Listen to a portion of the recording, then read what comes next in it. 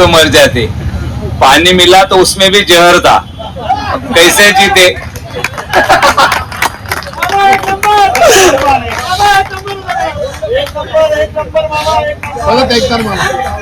आज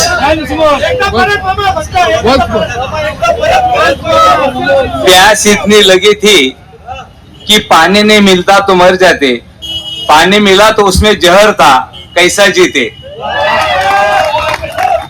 आज खुले चर्चा सत्र जळगाव विकास मंच व युवा शक्ती फाउंडेशन सर्व सन्मान्य व्यासपीठ, आताच आमचे जेडीसी बँकेचे भाऊसाहेब असतील, जमीलदादा असतील, गणीबाई असतील, अशोक भाऊ गेलेले आहेत, विष्णुदादा गेलेले आहेत, समोर सर्व बुद्धिजीवी लोक, म्हणजे सर्वांना जळगावकर म्हणून मी पण जळगावकर आहे।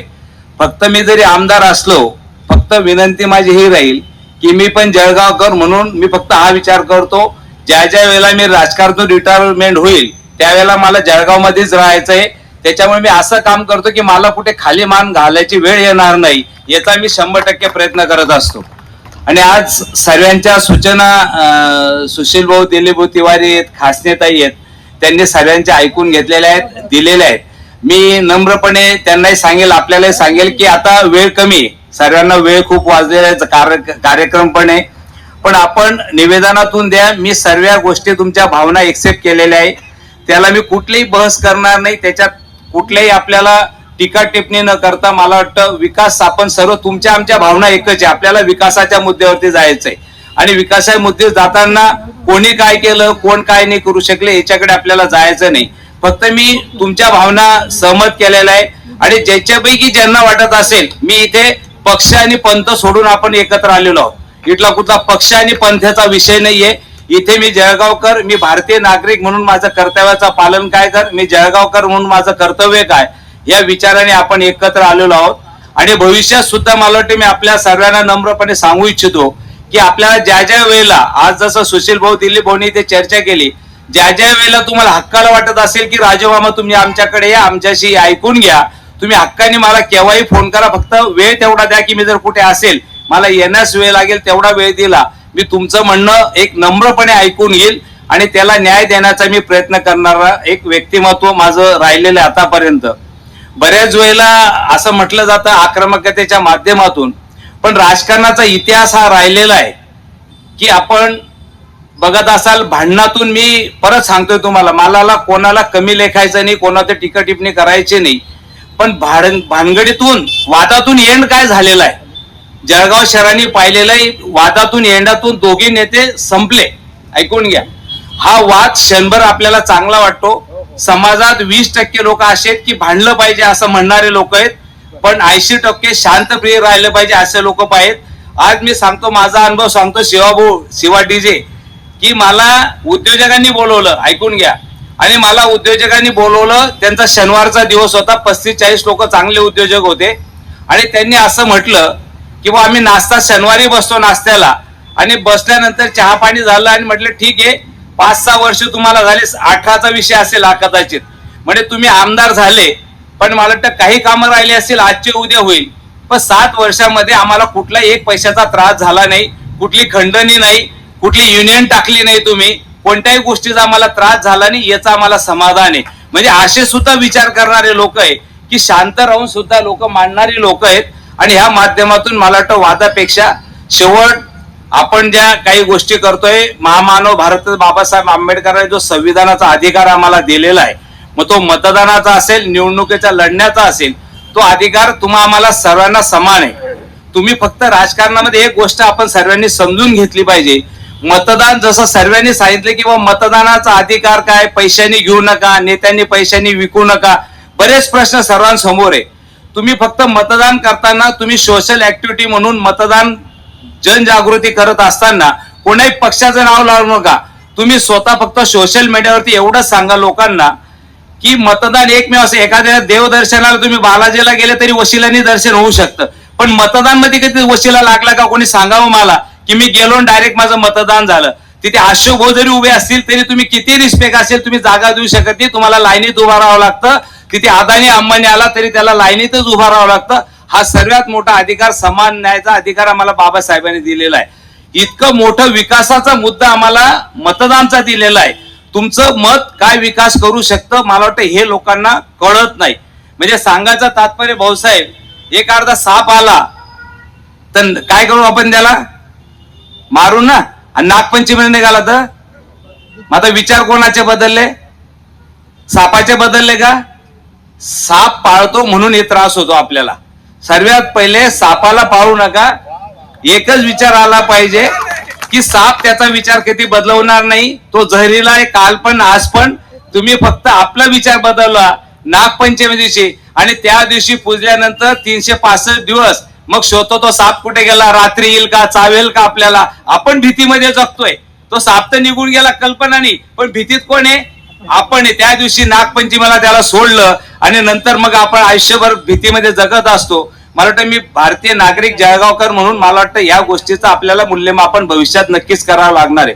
राजू मामा चुकीचं करत असेल 100% राजू मामाची गच्ची पकडा, त्याच्या घरी जा, त्याला जाब विचारा की मामा तुम्ही हे कसं का केलं. पहिले समजून घ्या. जसं मला आता एक प्रश्न ताईंनी वाटला शिवाजी टीचा विषय, शिवाजीनगरच्या पुलाचा विषय आम्ही विजूभाऊनी मांडला. तो मान्य आम्हाला तो झाला पाहिजे, पण वस्तुस्थिती काय की तिथल्या नागरिकांच्या अर्ध्या नागरिकांचा विरोध आहे. अर्ध्या नागरिकांनी विरोध केला, अर्ध्यांनी केला नाही. आणि त्याच्यामुळे काय झालं, निधी मंजूर झाल्यामुळे तो काम होऊ शकलं नाही.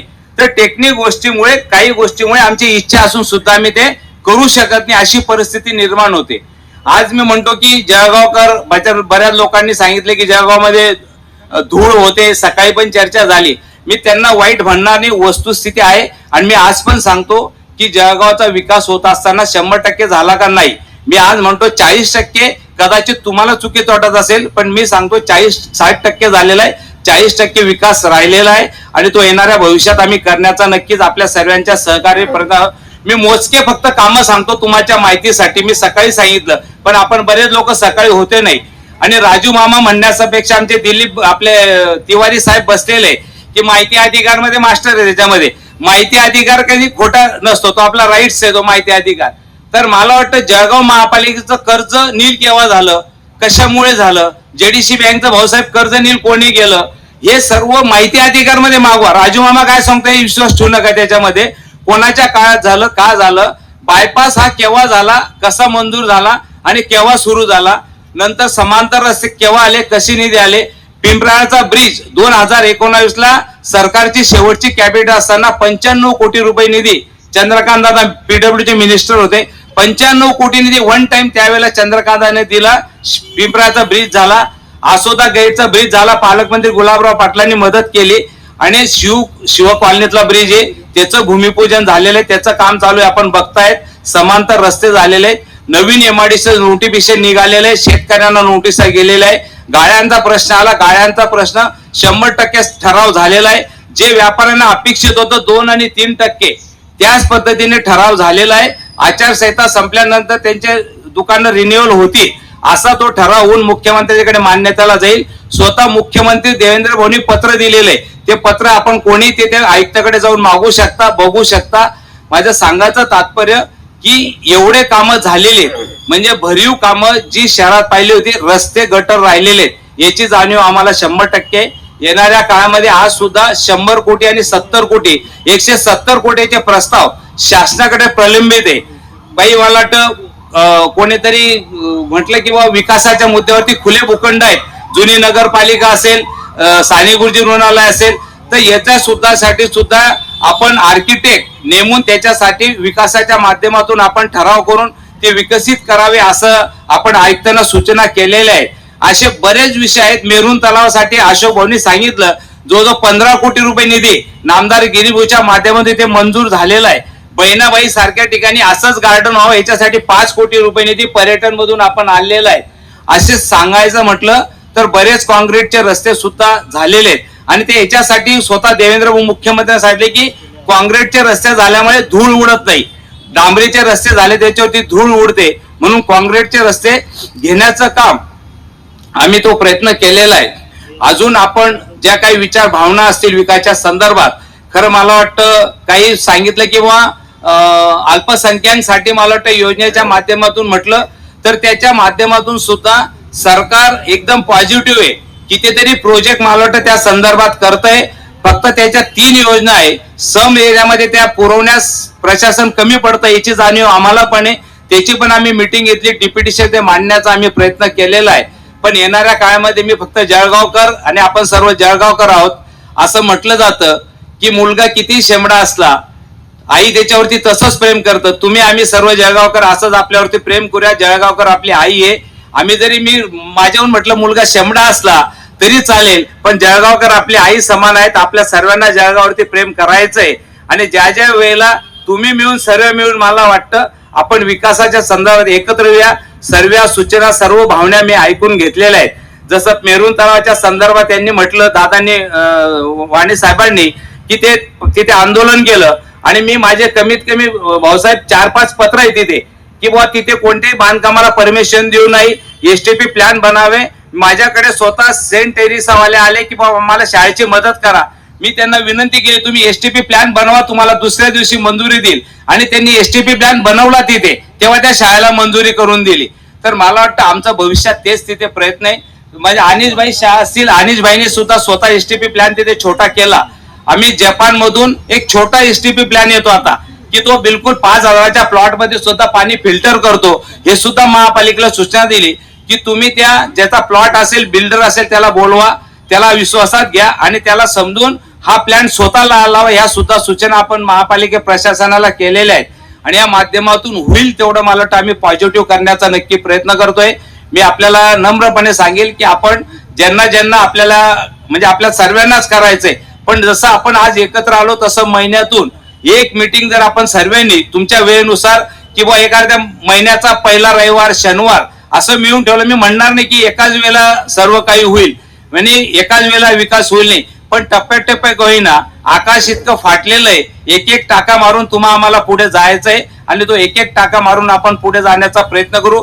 1 महिन्यातून 2 महिन्यातून एक मीटिंग मी सुशील भाऊ, दिलीप भाऊला विनंती करेल की अशीच मला वाटतं एखाद्या हॉलमध्ये आपण मीटिंग ठेवू आणि त्याच्यावरती चर्चा करण्यापेक्षा आपण रायटिंग मध्ये त्याचा पाठपुरावा कसा करता येईल त्याचा पाठपुरावा करून मला वाटतं आपण सर्वांची, मग आपल्या जिल्ह्याचे नेते नामदार गिरीश असतील, पालकमंत्री गुलाबभाऊ असतील, खासदार स्मिताताई असेल आणि सर्वांच्या माध्यमातून नगरसेवकांना, नवीन नगरसेवकांच्या माध्यमातून जिथे महापालिकेचा रोल असेल महापालिका, जिथे प्रशासनाचा शासनाचा रोल असेल तिथे शासन म्हणून, केंद्र सरकारचा रोल असेल तिथे केंद्र सरकार म्हणून समन्वयाचा आशय झालं 3 इंजिनचं सरकार, तिघींचा रोल घेऊन मला वाटतं आपण पुढे जाण्याचा 180च्या स्पीडने जाण्याचा नक्की आपण प्रयत्न करूया.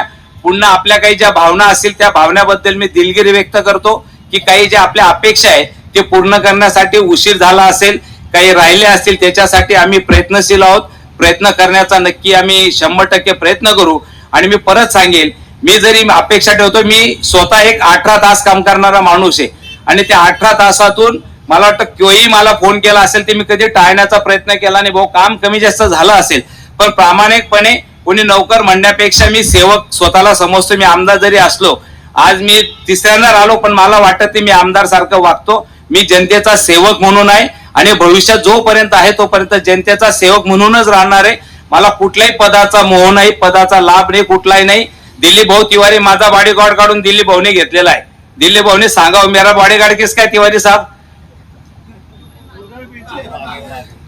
हा दीपक गुप्ता सर, दीपक गुप्ता. मी बॉडीगार्ड घेतलेला नाही, तुमच्या माहितीसाठी सांगतो. आणि माझ्या कोट्यातला बॉडीगार्ड तिवारी साहेबांना मिळालेला आहे. तो म्हणजे सांगायचं तात्पर्य शासनाने दिलेला आहे, माझा रोल नाही, पण मी बॉडीगार्ड घेतलेला नाही. म्हणजे सांगायचं तात्पर्य की मी परत सांगेल की मी जळगावकर आहे. मला जळगाव शहरात वावरत असताना मी ज्या वेळेला राजकारणातून रिटायर होईल या जळगाव मध्ये मला राहायचंय. फक्त मला परत काहीतरी मी केलं जळगावसाठी आणि ह्या माध्यमातून मला वाटतं प्रयत्न राहील की ज्या ज्या वेळेला मी शहरामध्ये फिरेल किंवा तुमच्यासारखे मित्र भेटल्यानंतर मला स्वाभिमान वाटेल की मी काही जळगावसाठी करू शकलो, तेवढा करण्याचा मी प्रामाणिकपणे प्रयत्न करेल अशी आपल्या सर्वांना नम्रपणे विनंती करतो.